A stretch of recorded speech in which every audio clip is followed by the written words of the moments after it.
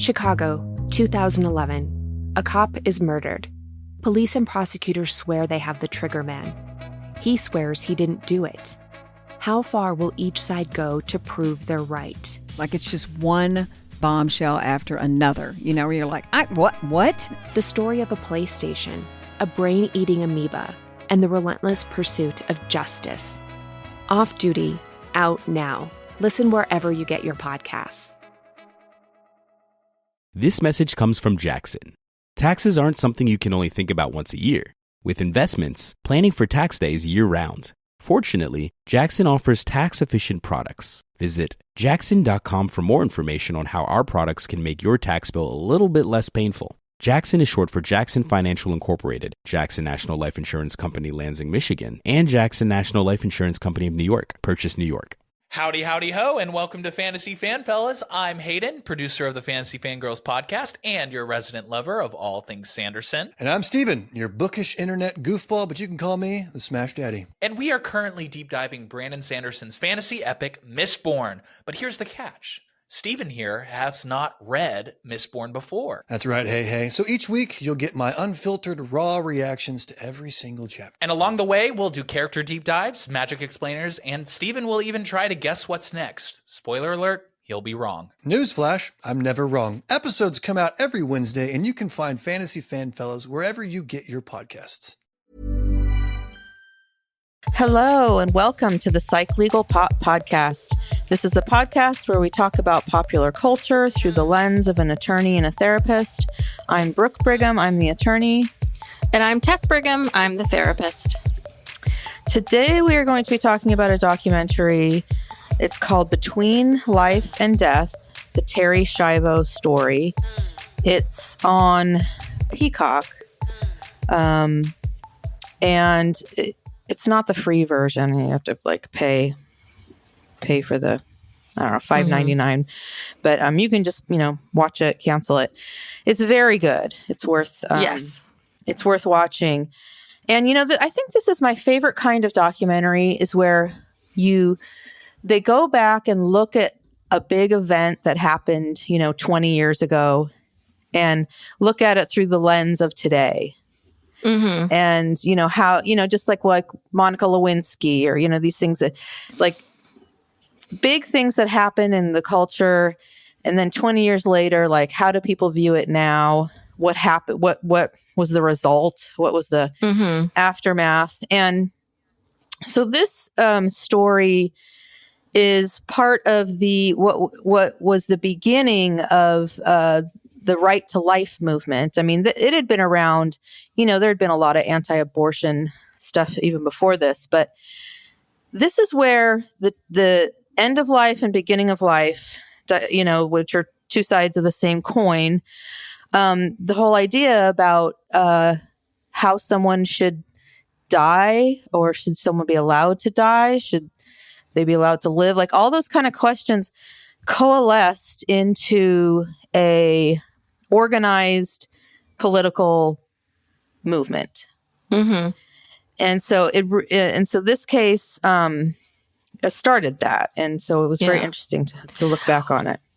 Well, and it's funny too, because when you suggested this, it's like, oh, I know that case. I know Terri Schiavo, and I knew it was about right to life, her dying, but I didn't know all the details. And I think that's what a lot of people know about this case, right? Is because I was at my, I have two pugs, and we go to a Pug Sunday meetup, and I was there this morning, and I said that this is one of the documentaries that we're covering, and everyone's like, "Oh yeah, what was that again? What was that case?" I think this is one of these things that we all kind of know about, but we don't quite know all the details. And when watching this documentary, that's why it was so good. It was like, oh, that happened and that happened. Oh my gosh. And that happened. And you're right. Seeing it and being able to see, oh, and these are the implications for today does make it really fascinating. And I think it was interesting because as I was watching the documentary, I was going in circles around, who do I believe? Who do I side with? If I take my own beliefs and if I take myself out of this, like, because there's the piece of it of what are your own personal beliefs, and then there's also, right, who can you put yourself in certain people's shoes and try to understand it from their side? Because I was trying to understand it from the side of the family. I was trying to understand it from the side of the husband. I was trying to understand it from each side. And it is very hard to, you know, I don't know. I at some point I kind of felt like, okay, I can see everybody's sides. And then when they got that guy Randall involved, I was like, okay, we're going off the rails. Like somewhere I felt like we were all in a right place, or we were in a good place, not right, but like a good place. And then I think when the family went that direction, I was like, okay, I'm out now. You know, we're going off the rails. It did go off the rails. And the other complicated part of this too is that, okay, this is a story about a family, you know, so there's the differences between the family, but there's also issues in here of medicine, you know, medical evidence, doctors, and then you have religion, you know, so it just, and then politics, you know, because it was used as a political tool. And I'm sure that a lot of the people, I mean, we'll talk about the lengths they went to, all the way up to the president of the United States to get involved in this case. And, you know, I really think that most of those Congress people were just getting involved just to, you know, be able to get some camera time and talk about it and play to the base. I don't think they really, you know, they didn't care about this woman and her family, and nor should they. Like, this is not what they're there to do. So we got everything here. You know, we got it all. It's a big mix. It's a big mess.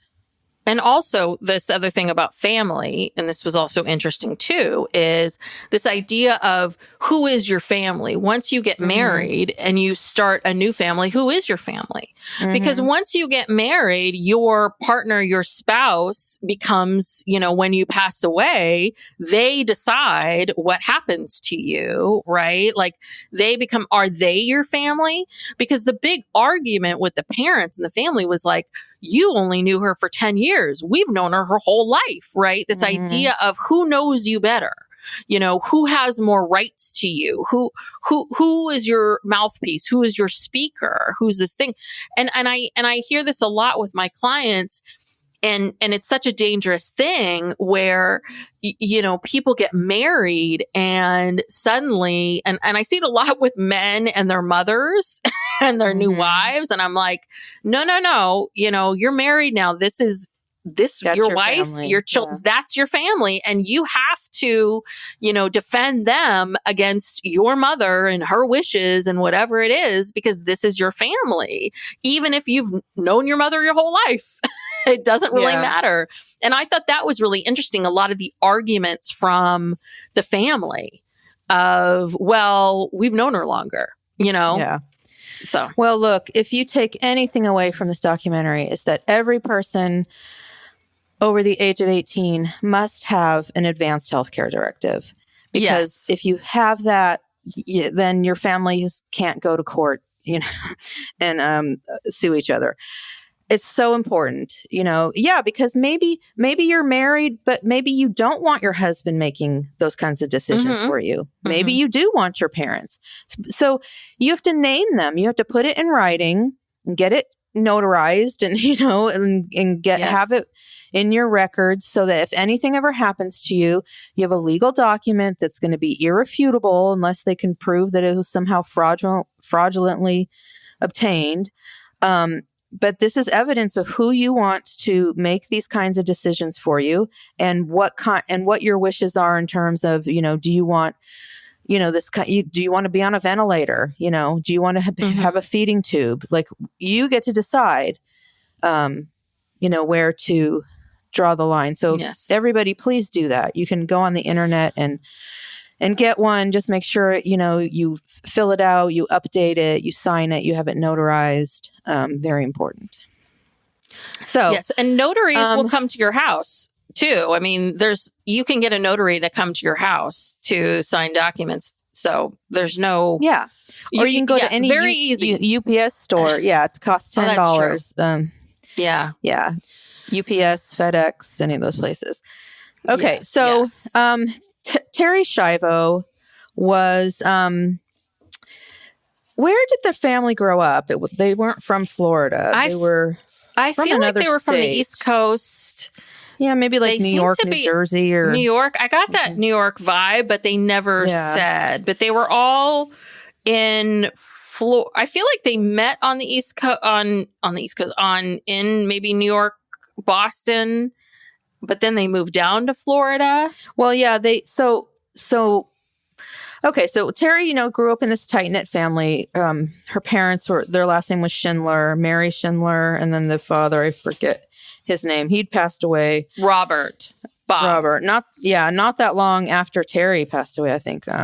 He passed away, but Mary's still alive. And then Terri was the oldest. She had a younger brother, Bobby, and a sister, Suzanne. And so growing up, Terri kind of, was a little heavy, always had, weight problems. And she then lost weight, I think like during high school or maybe right after high school. And then she met Michael Shiavo, who she eventually got married to. They were only 20 when they got married. So they were very, very young. They had a big Catholic wedding. Michael wasn't Catholic, so he had to get some special, disposition. Dispensation or whatever they call it. So they moved, Terri and Michael moved to St. Petersburg, Florida, and her entire family moved there. So to be near her. So that's a little weird. So, but it tells you like, this is a tight knit family. And again, talking about like when you get married, can you imagine? I mean, I think Michael and the parents got along. They liked each other, but you get married and then your wife's entire family moves, kind of sound like they moved into the same neighborhood to be around her all the time. Kind of like we have claim over her. I thought that was odd. Yeah. So anyway, this was in 1990. They got married. Well, they got married in 1984 when she was 20. Okay. So they'd been married for a while. They had been married for about 6 years because one morning Michael hears like a thud and he finds her on the floor, and she had a cardiac arrest, and they call the ambulance and they take her away, and she's had this severe brain damage. She couldn't talk, she couldn't walk, and it was because she had low potassium levels because of some eating issues. Well, that was the theory, because I guess this is because Karen Carpenter, she died the same way. She had anorexia and she had a heart attack. I guess if you have severely low potassium, which is the result of, an eating disorder, it can cause a heart attack in a young, healthy person. But yeah, when her heart stopped beating, basically her brain was not getting any oxygen for a very, very long time. And so they told when after it first happened, the doctors told the family that she was going to have a significant brain injury, but they didn't really know how it was going to turn out. And like you said, I mean, she couldn't walk or talk. And they found out later that when they did the autopsy on her, she was blind, like because the portion of her brain that controls sight was completely destroyed. Oh, wow. So they were able to, they were able to look at her brain, after she died. And so she was completely blind, and I'm sure she couldn't really hear anything. She just her body sort of responded to some stimuli, but there was no cognition there. Like they said, her brain had pretty much liquefied. I'm surprised she was even able to live. Well, one thing I thought was really interesting was, because at the time she and Michael were trying to get pregnant, and And, the family apparently, they said they were really surprised to learn about her eating issues. And so I come back to this idea of how well did you know her? Yeah. Right. You all claimed like these enmeshed families that are so like up in each other's business. And the thing is what happens with these enmeshed families is people start to keep secrets because they're not able to breathe because you are so up in their grill. Mm-hmm. And so I just thought it was really interesting. I'm like, oh, so you really don't know everything about her. And maybe Michael didn't know that either. I'm not saying that, but I'm just saying like all these people seem to think that they know what she wants. And I'm like, but none of you really knew what was going on with her. The hairdresser seemed to know better, Yeah. I was listening to an interview of the two of the producers of the documentary, and they were saying it turned out everyone thinks it was anorexia, but after some time and looking at the medical records and the autopsy, they now think it was bulimia because and a lot of people reported that she used to get up a lot during meals and go to the bathroom and again, the family didn't pick up on that. I don't know if her husband picked up on it. I mean, because the husband ended up suing her primary care doctor and her gynecologist, saying that they should have picked up on the fact that she had some kind of eating disorder from the blood work that she had done and the different symptoms that she had. And he ended up getting like $1 million out of that. 700,000. He got $1 million. He personally got 300,000, and then there was another 700,000 that was supposed to go into a trust for her care. So got it. Oh, okay. Yeah. So immediately after the heart attack, they were trying to do these different experimental. They did some weird experimental brain surgery in California. Yeah, the turns where they have to turn like it was like these electrodes in the base of the that they brain. Put in her skull. And what I was wondering is, how do you know this isn't hurting her? Like, how do you, I mean, I guess, how do you know that if you do think there's something there that you're trying to reach, how do you know that this isn't traumatizing her more? Torturing her. Yes. Yeah. And they tried all these different kinds of therapies, and then it became clear. Then they gave this diagnosis of her basically being in a persistent vegetative state. And that she was never going to recover from it.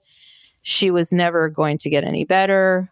So she was not on a ventilator. She could breathe on her own. Her heart was beating on its own, but she could not eat. She could not swallow or anything. So she had a feeding tube, and that feeding tube was keeping her alive. And, Michael was, the more pragmatic. Not that he wanted her. I mean, he tried, they tried to villainize him a lot. And I remember when this was all happening, he was really villainized in the press. And they were saying that he just wanted her to die so that he could get remarried. And because he had moved on, he had a girlfriend. But he couldn't get married. He was still married to Terri. I think he and this girlfriend had already had a couple of kids together. Oh, wow. I didn't know that. I recalled that. The way the parents tell the story is, or the mom tells the story is basically he got the lawsuit that this was all going to cost a lot of money and that he sued. He got $700,000 for her care. And that's when he then decided that, okay, well, I don't want to care for her anymore. She's brain dead. She's,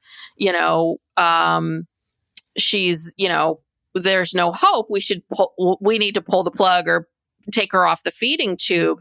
And really, truly, and that's when I started to think to myself, well, hold on a second. Like, it's been 4 years. It isn't like, lawsuits take time. It's not like this accident just happened. He filed the lawsuit, and then the minute they handed him the check, he just decided, okay, this is it. I'm ripping out the cords here. It was like, hold on, family. A lot has happened. And I would think that he's been thinking about this in the back of his mind.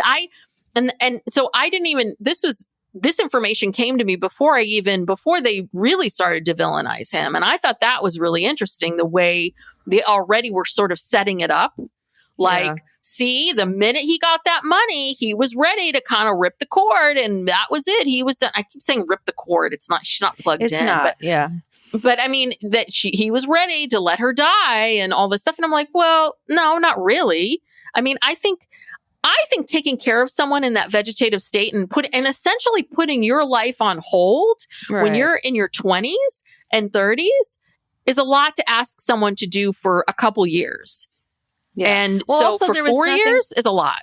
And there was nothing he could do for her. Like, they had already, what are you going to spend this money on? Just warehousing her in a facility? Yeah. It's not like he could have taken the money and gotten her any sort of treatment. This was it. This was like how it was going to be. And then the parents. Sorry, and I think the year was 1997 by then. So it's been 7 years. Sorry, go on. It's 7 years. Like, it's been enough time. She was going to wake up. She would have woken up. Keep going. Right. Well, and here again, like, is where, it would be helpful to have, science. But so the parents were kind of like, well, just we'll take care of her for the rest of her life. You can go on, you can move on, and we'll take care of her. Just let her, let us have her, basically. And he was like, no, he's like, I know she would not want to live like this. I know she would not want to put everybody through this. She was a kind and loving person. I loved her. It's like, she would not want this. But of course, there's nothing in writing. So it's like his word against whoever. And so, he's saying, she told me this. And then they were saying, no, she never said anything like that. And she was religious and Catholic and this and that. And so then that stuff comes in. But, this family, even still to this day, have never been able to accept the science of this. Yeah. Yeah. The fact, and then even after she died, they found out so much more she was worse than they thought. And this kind of thing is very confusing to people, because when you look at her, she's not in a coma. Her eyes are open, and they think she can respond to stimuli, because they're always saying, Terri, blink, open your eyes, close your eyes. And this one doctor who came in later in some of the litigation said that he watched, several hours of them doing this, and he counted how many times they said, close your eyes, open your eyes, and how many. It was like 150 times. And out of that 150 times, only 5 times did her eyes open or close after they said that. And, they think there's a correlate. They think that she can hear them. And also, too, even when you're in that state, you move, you make movements, you can make sounds. So it's very confusing to people, because it's different if you're just laying there on a table on a ventilator and you can't talk and you're completely unconscious. So well, and I think that's the part. This is the part where I have a lot of empathy for the family, because I can understand, as that mother, this is your daughter and you're going to see her, and she's making, right. We can all, if you're watching hours upon hours of this, you can see that, like, once you get the diagnosis and you read the medical and someone from the scientific community explains to you, like, listen, she's just making noises. She's going to make these noises no matter what, no matter who walks into the room. But you're a parent and this is your child, and your child makes this noise and noise, and to your presence, that's going to make you feel like she can see me and she can hear me. I mean, yeah. So I can understand the mom, the brother, the sister, like dad, like really holding, I get it. They were really holding on to the fact that they felt like they had something there, or that somehow she could see me, or like she knew they were there. She could feel their presence, or feel their love. And that's what or- we want. You know, it's Yeah. the same thing when someone dies. It's like, Yeah. and, you know, you go and see someone who speaks to the dead. It's that same idea. Like they can, you know, just simply whether or not they can actually speak to someone in the dead. I'm not going to dispute that, but it's a little bit of anyone telling you, oh, I feel their presence right here. That's just going to make you happy. And actually, if it's real or not doesn't really matter, because it's the illusion of comfort that you're getting. And so, and I did feel for the family. I really did, because that's what they were looking for. But it was, they just, but there was not one person in this family that was willing, you know, I think, unfortunately, the four of them, nobody was like able to slap them around and be like, listen, like, you know. Anyway. No, they were all very aligned with each other. So, yes. Yeah. So it's 1997, and the parents, they say they receive a letter from some attorneys. Michael wants to remove the feeding tube. And they saw it as he was trying to kill her.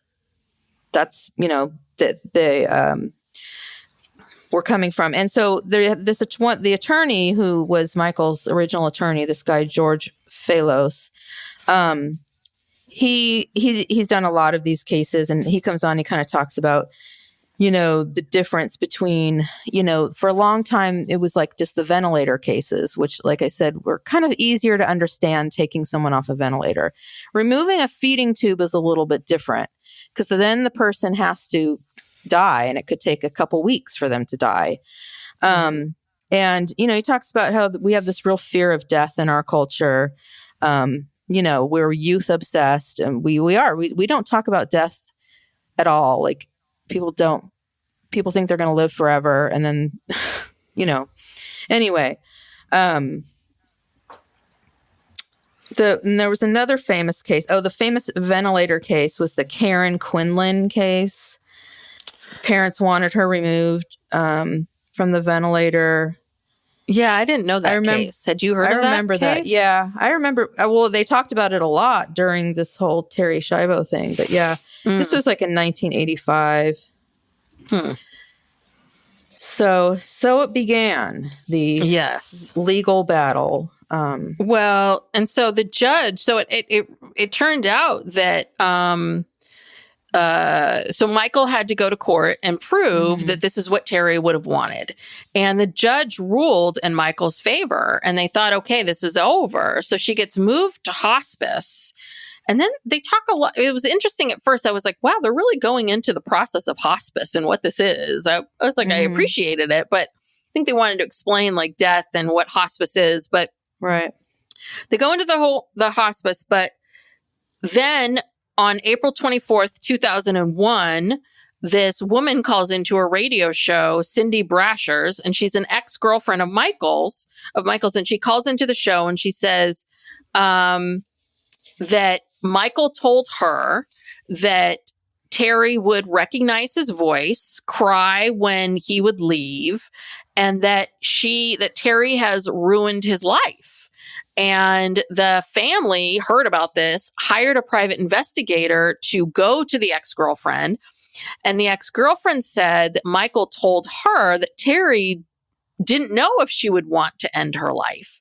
And so they used this to take Michael back to court. They said, okay, let's take him back to court, but let's find a different judge. And,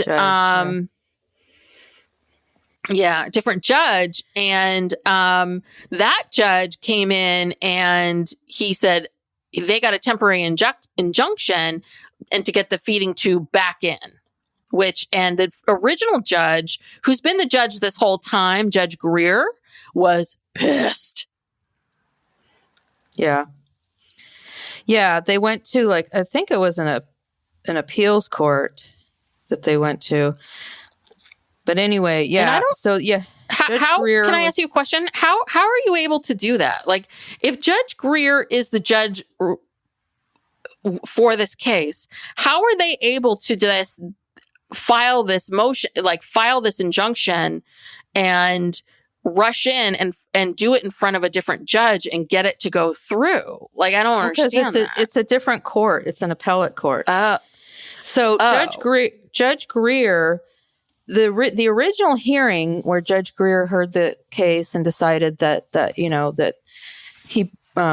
that would have been Terri's wish to be removed from the feeding tube. That was a probate court, because that reporter that was following this whole thing. Yeah, Anita Kumar from the Tampa Bay Times. Yes. Your note taking is impeccable. Yes. So she's a reporter, and she was dispatched to. She said it was a probate court, and there was this hearing, and it was kind of interesting topic, and so she started following it. But anyway, he then filed something in a court of appeal, appealing that ruling, appealing Judge Greer's ruling, and then. What happened after that? Well, he got pissed because he felt like the family misused the system, manipulated the system. Well, they do have the right to file an appeal. I mean, that's not manipulating the system. I think he was just more upset that somebody overturned his ruling. I think it was a personal assault to him. But, they have the right to, appeal, seek a... there's a system there to do that.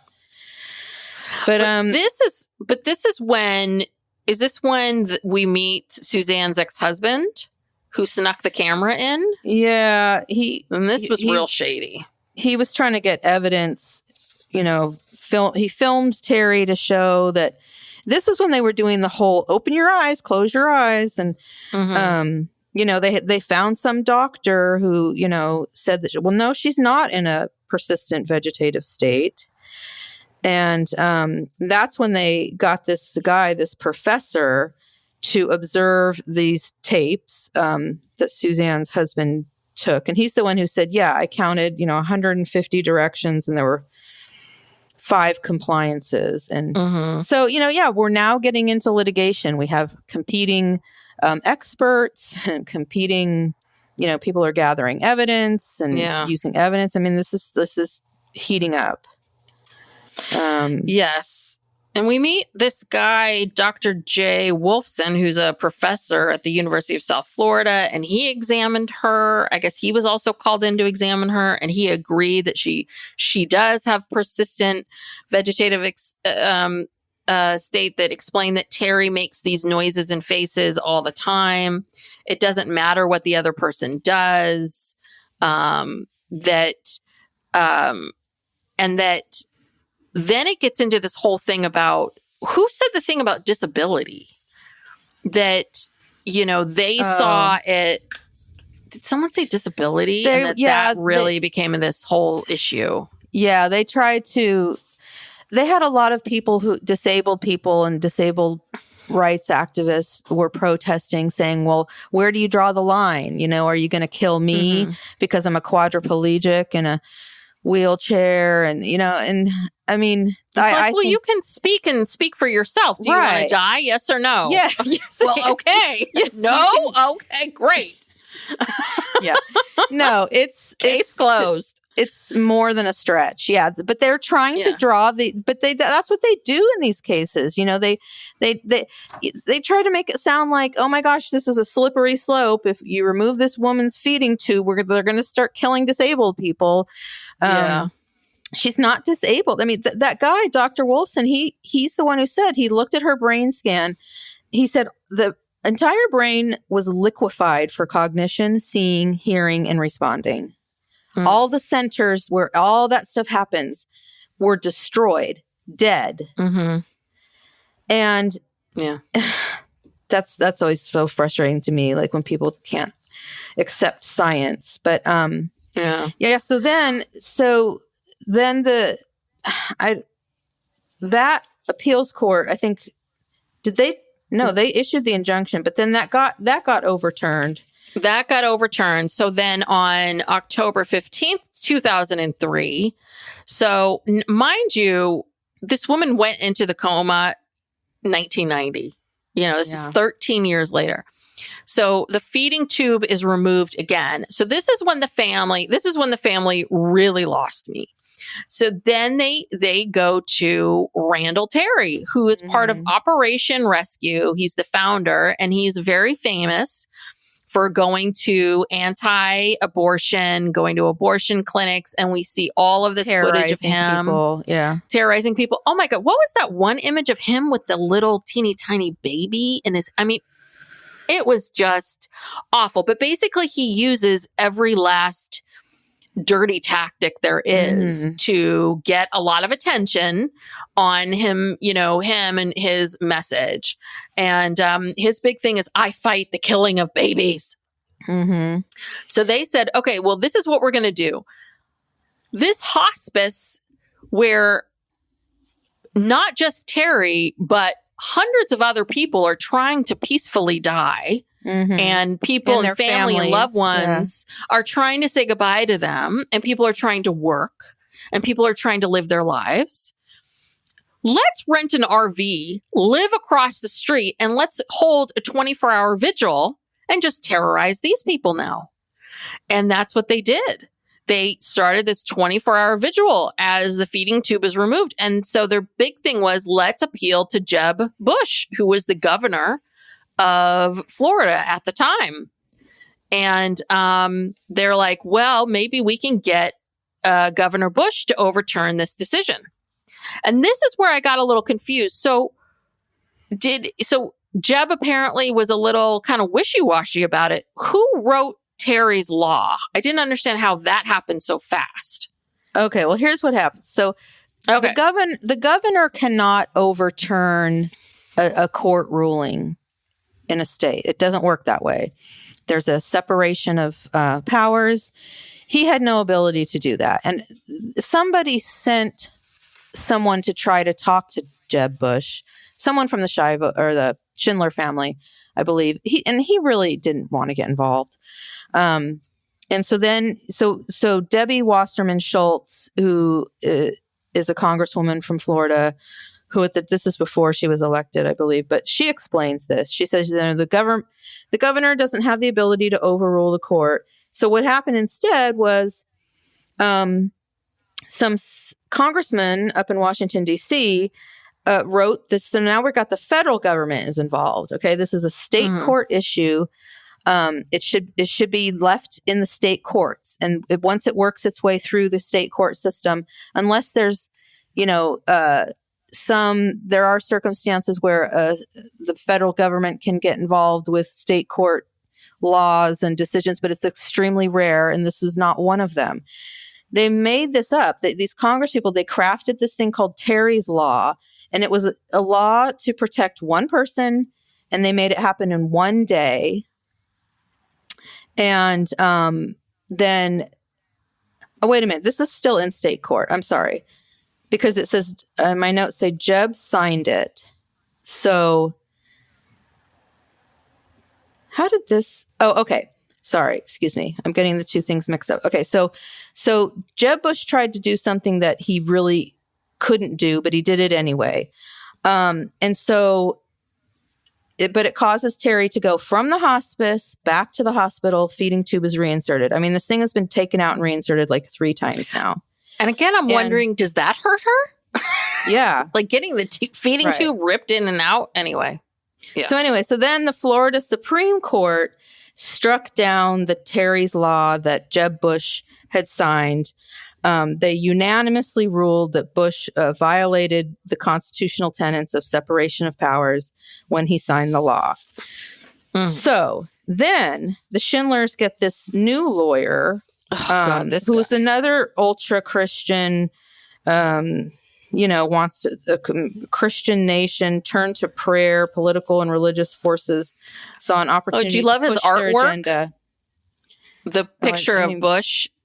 Oh, George Bush. Oh, with yeah. God and the hands touching. And Abraham Lincoln touching his shoulder or something. I was like, lovely. Yeah. So, okay. So now we're taking this they're trying to take it to the federal government. So this guy, Bobby Schindler and this new wackadoo, David Gibbs, they go up to Washington, D.C., and they talk to some congressmen. And so they show the at the time, Majority Leader Republican Tom DeLay. And then, of course, Jeb calls up his brother, W. And by this time, Jeb is kind of invested, because he went along with this. He signed this law that got overturned. And so he's getting into it. And, then that all the religious stuff starts coming into play. And they show Mike Pence, saying, oh, God, yes. We should err on the side of life. And, so then they start pushing this bill on behalf of the right-wing conservative groups. Again, I think to get attention. And, they had a Republican majority, so they had the votes. And so they did it. They pushed this, another Terry's bill, but now we're talking about a federal law. They pushed that through. And then the big thing that was that W actually left his vacation early to come back and sign the bill. I remember this at the time. It was a big deal because it's like, oh my God, we got to get the feeding tube back in, So he rushes home from vacation in the middle of the night to sign the bill. And now we have this federal, Terri Schiavo law, again, aimed at one person.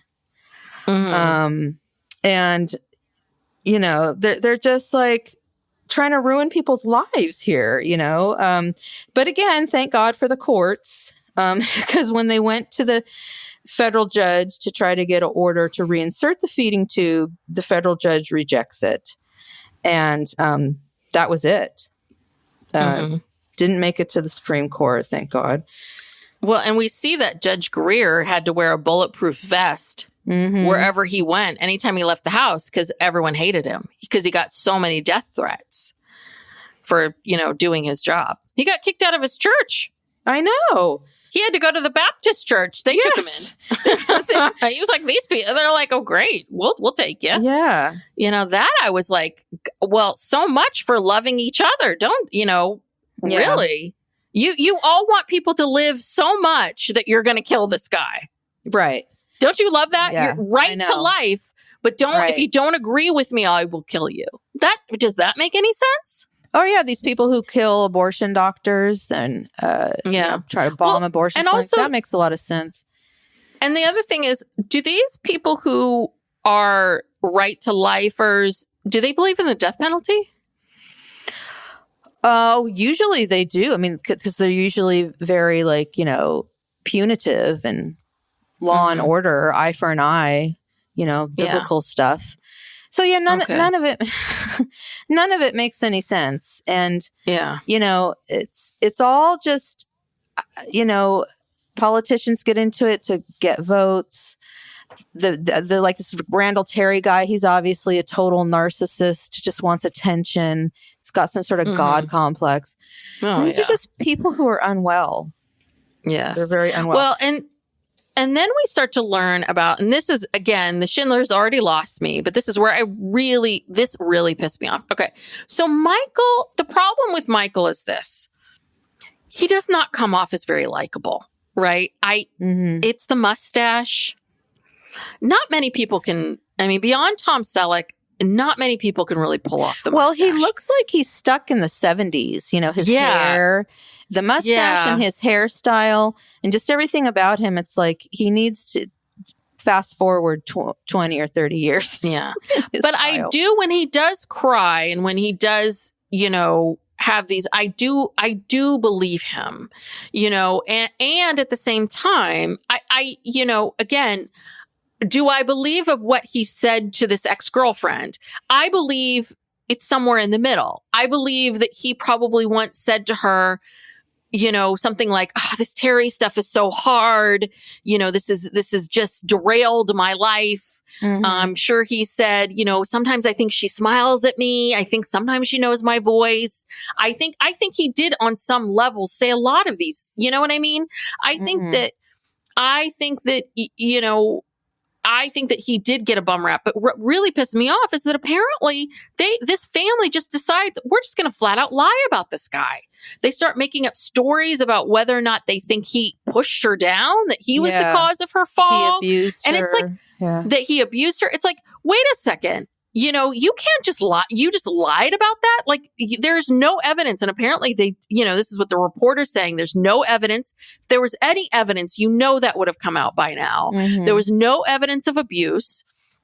You had one ex-girlfriend that maybe he didn't do a great job of breaking up with, that decided to skew. Anybody can skew what we say to them in any way, shape, or form. And we do this. We do this all the time with people. If we don't like something, if we don't like somebody, anything that they say, we can skew it to make them seem like a jerk. I mean, it's very simple. He was living a nightmare, and didn't know what to do or what was going to happen. And his life was hell. So I'm sure from time to time, he was very upset and frustrated and probably said things to the effect that, he wished he wasn't in this situation, which that is totally normal. And then who is this? I'm sorry. Who is this ex-girlfriend calling into a radio show? That right there should tell you something.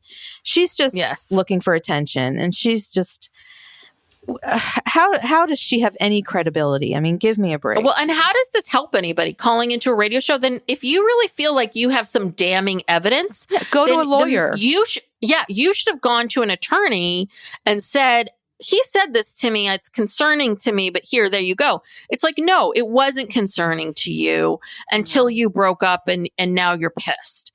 So, and again, this is why, and was the point of all of this, is it's all been hearsay. None of us really truly know none of us really truly know what she wants. The reality is that, I'm sorry, this is not a life. This is not a life. It's not living. It's not living. And and the daughter that you think you are seeing is not there. She's not there.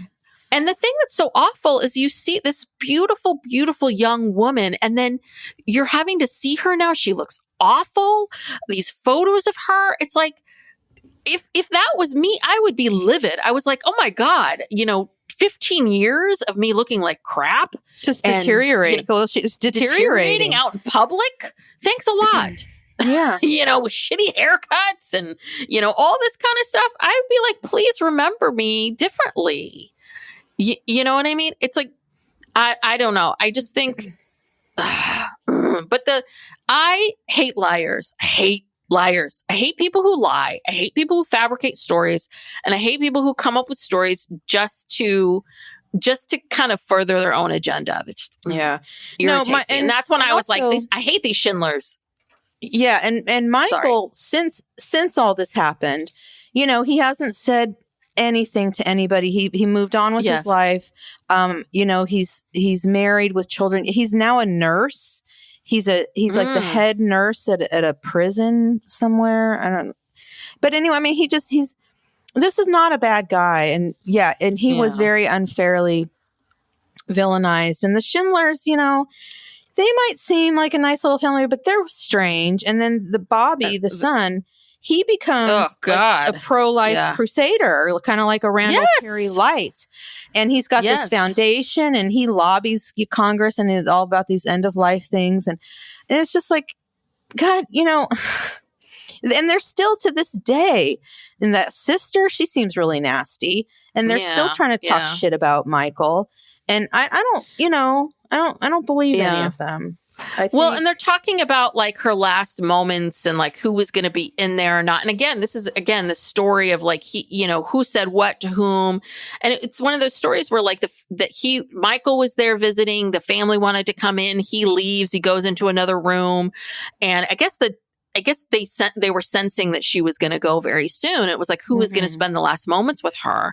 And it was like, Michael is saying, it would have been nice to have everybody there, but the only way to do that was to have a police officer there. So do I let the police officer be there for her final moments, or do I do that? And, what would she want? And of course, the family, again, feels like they again were cast aside, and how dare he do that? And again, it comes back to once you become an adult, how much does your family have ownership of you, and your life and your body, your autonomy, your choices, your autonomy. Exactly.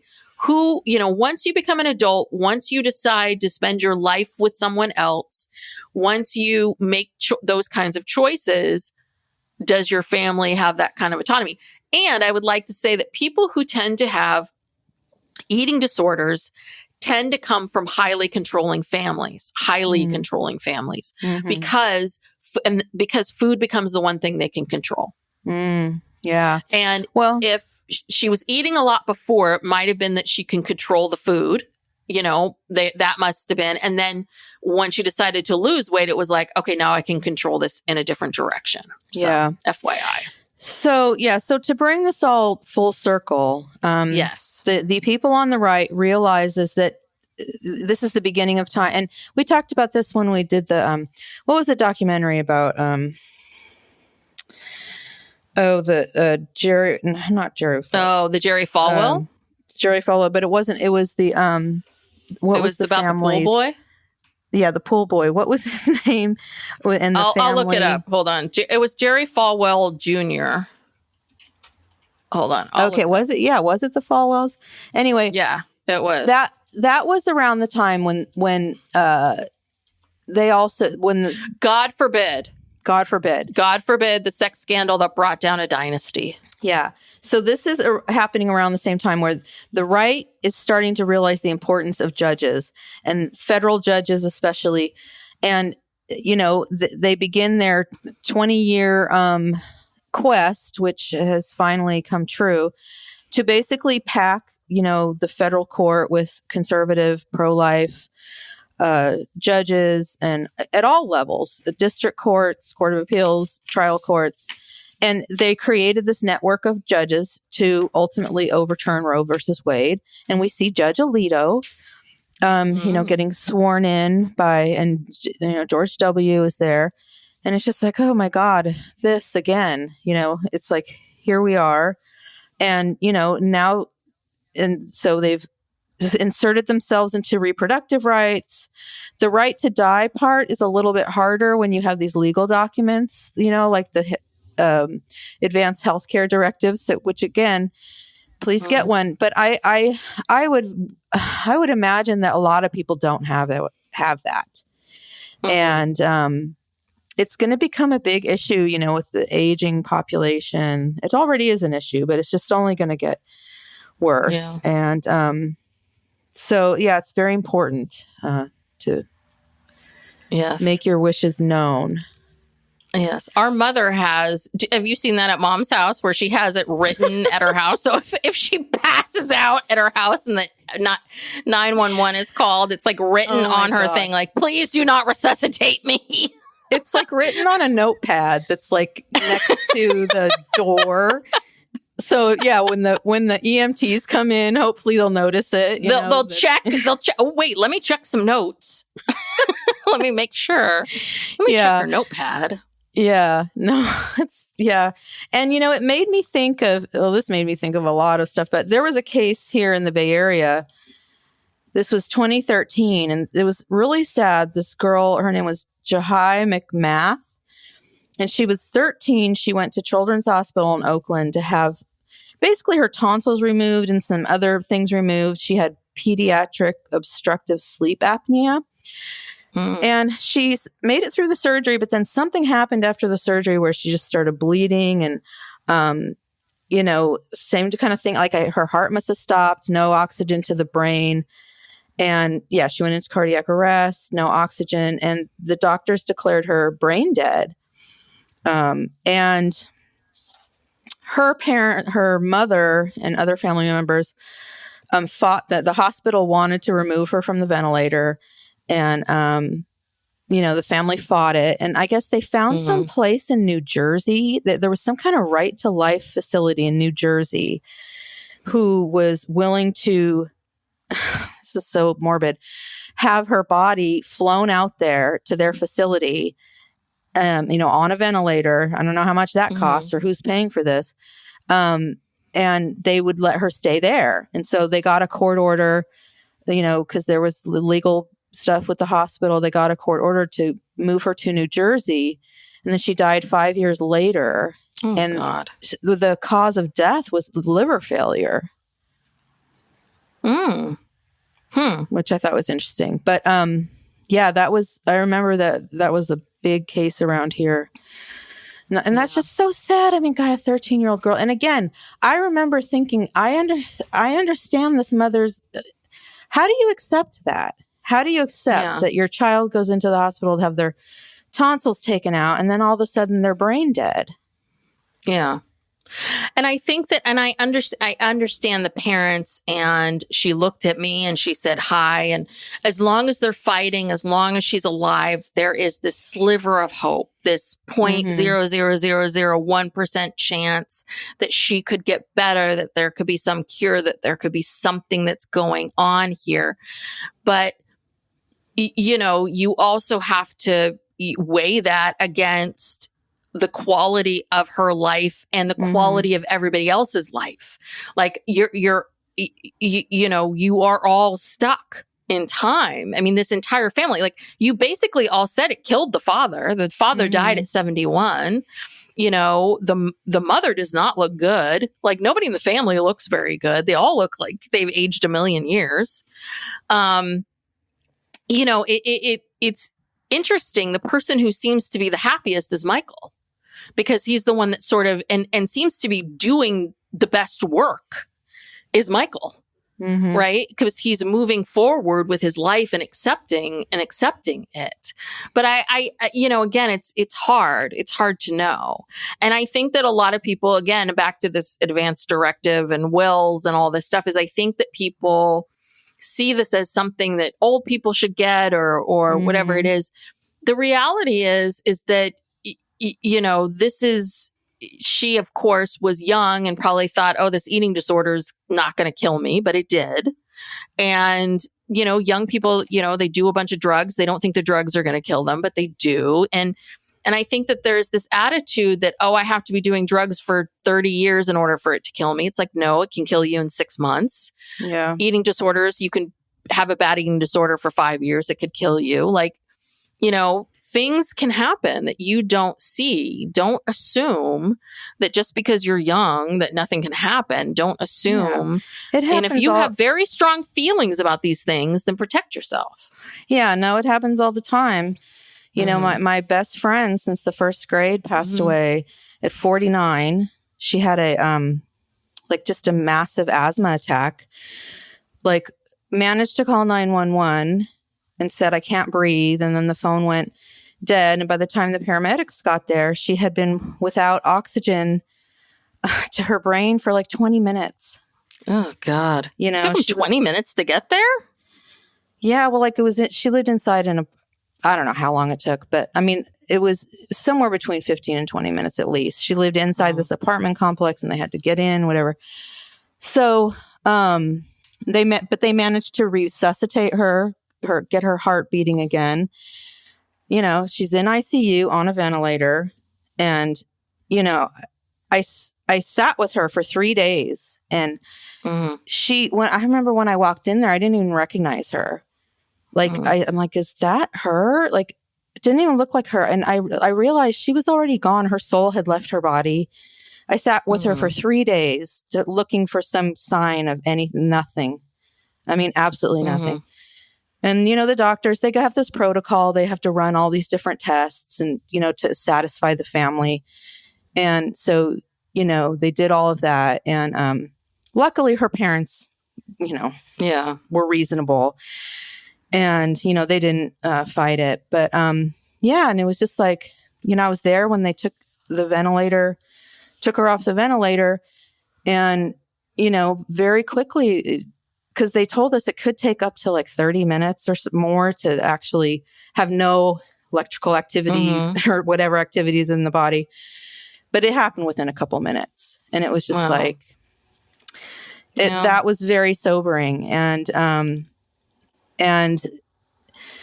the sad part about it is that her brother, who's still alive, when he was in his 20s, he had a brain aneurysm and he's in a persistent vegetative state.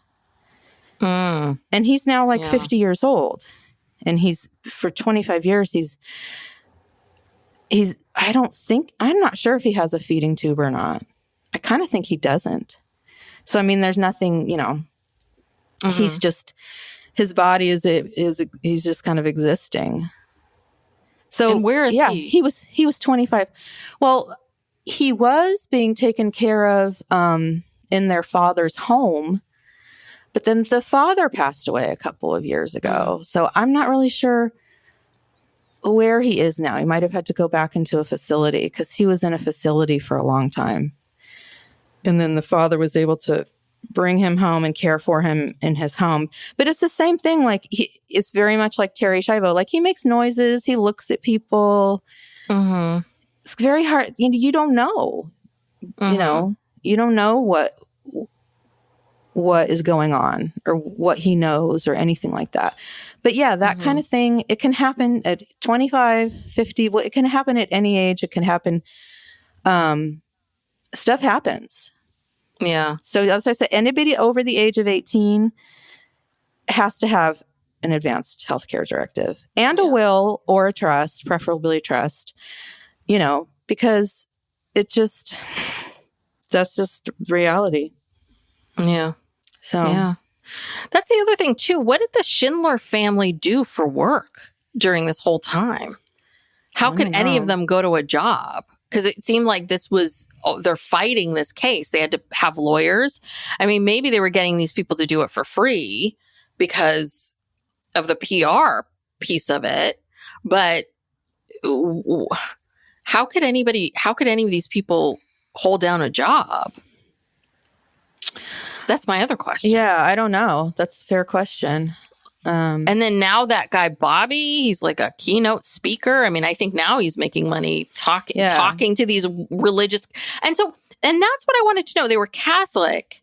So maybe they were pro-life to begin with. But I do wonder how pro-life they were before all of this. Right. Do you know what I mean? I kind of feel like they just, like that when they got hooked up with this Randall guy, they asked the sister about it, and the sister's like, well, we didn't care and all that. I'm like, yeah, you just needed someone. You were willing him. You just were using him as much as he was using you. Yeah. You didn't care. It felt like with the parents that it wasn't even about Terri anymore. It was about winning. It was about winning this, like winning, like being right, beating Michael. And that was the part where it kind of got gross. That's my They might have control. They might have lived off of probably donations and support from these right to life organizations. I'm sure have a ton of money because that's what they do. I guess so. But all right then. Oh boy. Well, but this was really, I have to say, I'm glad we did this one. This one was really interesting and not something that I would have learned about otherwise. So yeah, no, it's an excellent documentary. So check it out. Yes. And thank you so much for joining us. We are still covering season 18 of Sister Wives. I think there's a few more episodes. I don't know what's going on with it. A wedding special, maybe. Yeah, I don't know when they've got stuff running till January, but right. I don't know when you're going to be hearing this, but if you want some Sister Wives content, go look at our feed. It's all there, and we have our Sister Wives Rewind. We've gone through season 5 through season 5, and we're going to pick up our rewind once season 18 ends and all these specials end and all that stuff. Yeah. And then we'll continue with more documentaries. If you have any recommendations, you can drop us a note on the social medias, TikTok or Instagram at PsychLegalPop. And if you enjoy our podcast, please subscribe and please also give us a 5-star rating and review. That would really help us grow our audience. And maybe share an episode with a friend. Tell a friend, tell the two. Send it to a friend. You can, you just click on those little double or the little 3 dots. If you have an iPhone. We should not be telling people how to use technology. Yeah. Those I sound like such a grandma. I know. Well, Google it. If you don't know how to do it, just Google it. how to share a podcast with a friend. I'm trying the best I can. All right, everybody. We'll see you soon. Bye. Bye-bye. Howdy, howdy, ho, and welcome to Fantasy Fan Fellas. I'm Hayden, producer of the Fantasy Fangirls podcast and your resident lover of all things Sanderson. And I'm Steven, your bookish internet goofball, but you can call me the Smash Daddy. And we are currently deep diving Brandon Sanderson's fantasy epic, Mistborn. But here's the catch. Steven here has not read Mistborn before. That's right, hey. So each week, you'll get my unfiltered, raw reactions to every single chapter. And along the way, we'll do character deep dives, magic explainers, and Steven will even try to guess what's next. Spoiler alert, he'll be wrong. Newsflash, I'm never wrong. Episodes come out every Wednesday, and you can find Fantasy Fan Fellas wherever you get your podcasts. Pepsi Prebiotic Cola in original and cherry vanilla. That Pepsi taste you love, with no artificial sweeteners, only 30 calories, just 5 grams of sugar, and 3 grams of prebiotic fiber. That great Pepsi taste with even more to love. Pepsi Prebiotic Cola. Unbelievably Pepsi.